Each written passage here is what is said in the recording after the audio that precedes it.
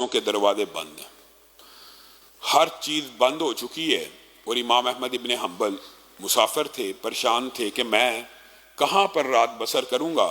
तो ज़ाहिर है इम्मा का, उलमा का जो तर्ज अमल है वो मसाजिद के साथ होता है। तो एक जामे मस्जिद गए, उसका दरवाज़ा भी बंद, तो उसके सामने ही अपना बिस्तर डाल लिया कि चलो फजर के वक़्त खुलेगी तो मैं मस्जिद में दाखिल हो जाऊँगा, अभी बंद हो गया, अभी उठाना मुनासिब नहीं, वादे देना। इसी असना में वहाँ से एक नान भाई, रोटियाँ लगाने वाला, नान लगाने वाला गुजरा। उसने एक शख्स को मस्जिद के सामने लेटा हुआ पाया, कहा मुसाफिर है? कहा जी हाँ। कहाँ से हैं? बड़ी दूर दराज से हैं। आइए, जब तक मस्जिद नहीं खुलती पास ही मेरा घर है, वहाँ पे आप ठहर जाइए। इमाम अहमद इब्न हम्बल उस नान भाई के साथ उसके घर में चले गए। क्या देखते हैं कि वो नान भाई की जो जुबान है और होंठ है मुस्तकिल हरकत कर रहे हैं, मुस्तकिल हरकत कर रहे हैं। कहा ये मैं बड़ी देर से नोट कर रहा हूँ कि आप मुंह में कुछ पढ़ते हैं। कहा हाँ हाँ मैं पढ़ता हूँ, हर वक्त पढ़ता हूँ। कहा क्या पढ़ते हो? कहा मैं अस्तगफिरुल्लाह पढ़ता हूँ, अस्तगफिरुल्लाह पढ़ता हूँ, अस्तगफिरुल्लाह पढ़ता हूँ। अच्छा, ये अस्तगफिरुल्लाह आप पढ़ते हैं तो इसके आपने क्या नताइज देखे हैं? क्या कभी कोई नताइज बरामद हुए हैं? वो वाकया सुनाना शुरू हो गया। कहने लगा अल्लाह की कसम, आपको मैं जानता तो नहीं हूं, लेकिन ऐसे ऐसे वाकयात है कि मेरी जिंदगी में कोई एक दुआ ऐसी नहीं है जो इस अस्तगफिरुल्लाह हाली पढ़ने की वजह से कबूल ना हुई हो। हाँ, एक दुआ कुछ अरसे से कर रहा हूं, लेकिन अस्तगफार पढ़ रहा हूं और मुझे उम्मीद है कि मेरा अल्लाह वो दुआ भी सुनेगा। क्या दुआ कर रहा है? कहा जमीन की पुश्त के ऊपर इस वक्त हदीस का सबसे बड़ा आलम इमाम अहमद इब्न हम्बल है। मैं इस्तगफार इसलिए पढ़ता हूँ, अल्लाह मुझे उस वक्त तक मौत ना देना जब तक इमाम अहमद इब्न हम्बल की ज़ियारत ना हो जाए। इमाम अहमद इब्न हम्बल रोना शुरू हो गए। कहा ए नान भाई, अब मैं अपने सफर के ऊपर अगर गौर करूं, मेरा इरादा भी ना था, मैं चला, मुझे समझ ना आई मैं कहां पहुंचा। तेरी इस्तगफार ने मुझे कान से पकड़ के तेरे इस घर में पेश कर दिया। मैं ही इमाम अहमद इब्न हम्बल हूं। अस्तगफिरुल्लाह को आपने कितना मामूली जाना।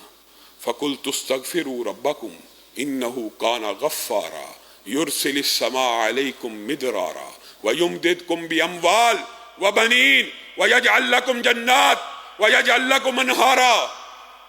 तौबा तुम कर लो, इस्तगफार तुम कर लो, रिज़्क मैं रब तुम्हें दूंगा। सिर्फ रिज़्क नहीं दूंगा, बागात भी बनाऊंगा, महल्लात भी बनाऊंगा।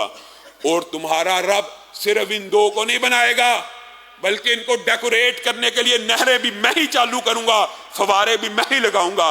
एक मर्तबा आओ, तौबा इस्तगफार करो, बेटे भी मैं दूंगा, माल भी मैं दूंगा। एक आयत के अंदर अल्लाह रब्बुल इज्जत ने कितनी नेमतों का जिक्र फरमा दिया। तौबा करो तो सही, इस्तगफार करो तो नहीं तो सही। रसूलुल्लाह एक एक नशिस्त में 70 मर्तबा तौबा कर लिया करते थे।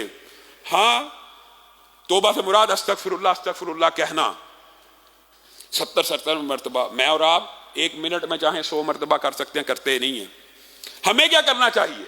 अल्लाह की कसम, गुनाहों से लुथड़े हुए ये बदन, ये जिस्म, ये रूहें, ये दिल गुनाहों से आलूदा हैं। लोग पूछते क्या किया जाए? आपके सामने तस्बीहात रखी हैं कि सुभान अल्लाह वल्हम्दुलिल्लाह पढ़ें, लेकिन हकीकत ये है, जब इंसान के कपड़े मैले कुचैले हों, बदबूदार हों, उनको धोया जाएगा कि उनके ऊपर खुशबू लगाई जाएगी? बताइए, धोया जाएगा। ये जो इस्तगफार और तस्बीह और जिक्र में फर्क है वो ये है कि इंसान का जिस्म आलूदा और गंदा है, इसको पहले सरफ और साबन के साथ धोना है कि सीधा खुशबू लगा देनी है?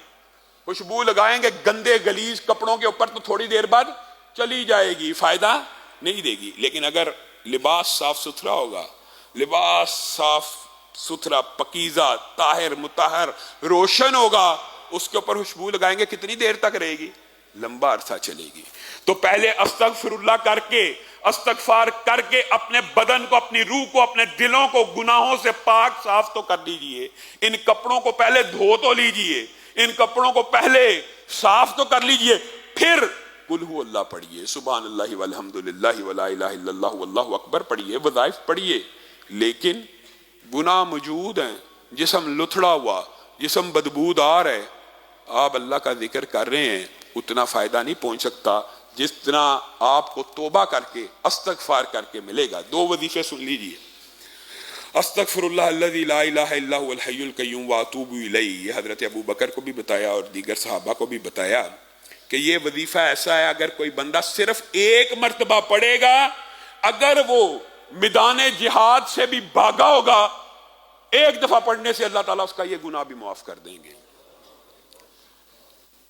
اور دوسرا سید الاستغفار ہے. قاری صاحب سے گزارش ہے آپ سب ساتھیوں کو وہ سید الاستغفار سکھائیں، اور جس کو نہیں آتا وہ کتابوں کو کھول کے پڑھے. اتنا عظیم وظیفہ. اللہم انت ربی لا الہ الا انت خلقتنی وانا عبدک وانا علی عہدک ووعدک ما استطعت اعوذ بک من شر ما صنعت ابوء لک بنعمتک علی وابوء بذنبی فاغفر لی فانہ لا یغفر الذنوب الا انت.